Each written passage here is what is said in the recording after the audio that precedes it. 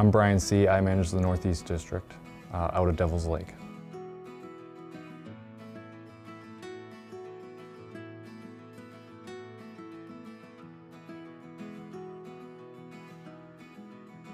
So we just finished up DO testing and the lakes look all really good. A lot different than last year, but lakes look really good this year. We don't have any concerns.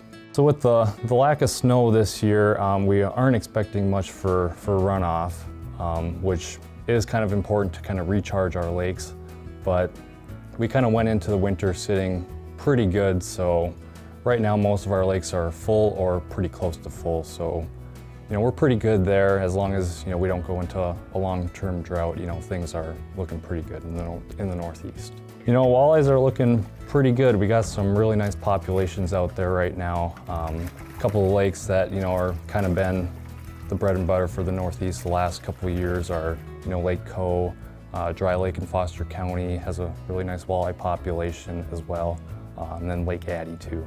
Size structures are really good in all those lakes. Lake Addie has probably the nicest size structure. Its overall abundance is down a little bit, but really nice size structure there.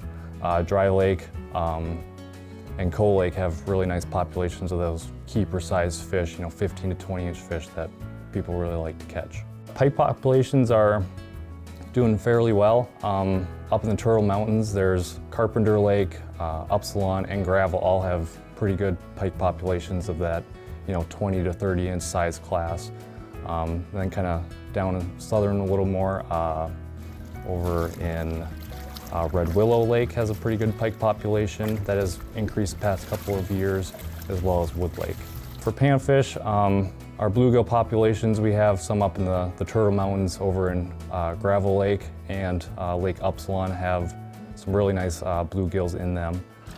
And then over in Fordville Dam has a pretty good bluegill population as well. For black crappies, a little better population up there in Mount Carmel Dam, some bigger fish over there. And then in terms of numbers, there's Hami Dam that has, if you want to go catch a lot of, the size structure is a little smaller, but there's more numbers of them.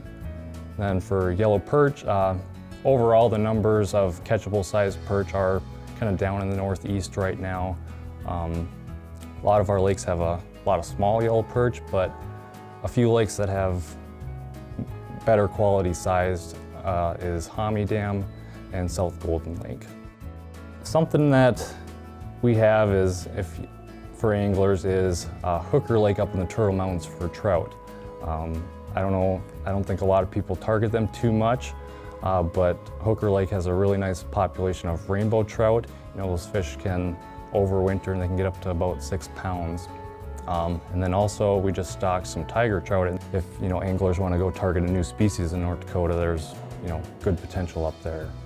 The Northeast, we're going to be doing a walleye tagging study on Lake Co to look at population size, exploitation, which is the rate or percentage of fish that are harvested by anglers, as well as total annual harvest.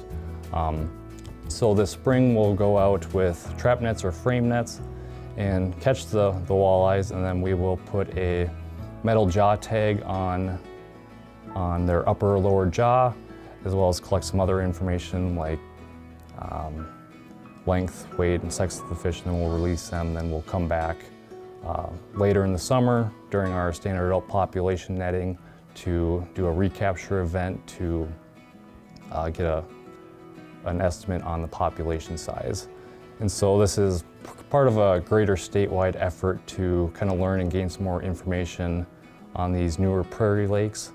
And so other things that it'll kind of help us with is kind of determine if our harvest regulations are adequate and good enough for the long-term sustainability of Lake Co, which I believe they are, but it'd be interesting to see kind of how things are going there.